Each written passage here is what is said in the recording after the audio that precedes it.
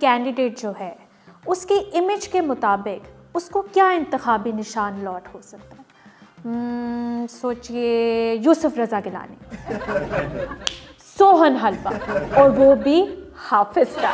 वैसे कितना मज़ा आएगा ना जब यूसुफ रज़ा गिलानी वोट मांगेंगे और वो कहेंगे हाफिज के हलवे पे मुहर लगा के जमहूरियत को बचाएं और यही हमारा इंतखाब है।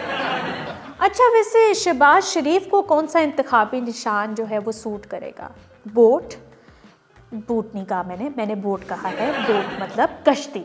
कश्ती वही जो सावन के मौसम में अंडरपास के नीचे से गुजर रही होती है। वैसे मैंने भी उसकी सैर की हुई है, मैंने तो वहाँ पे गाना भी गाया था। 2 लफ्ज़ों की है पॉलिटिक्स कहानी, या है खिदमत या है नदानी, ला ला ला ला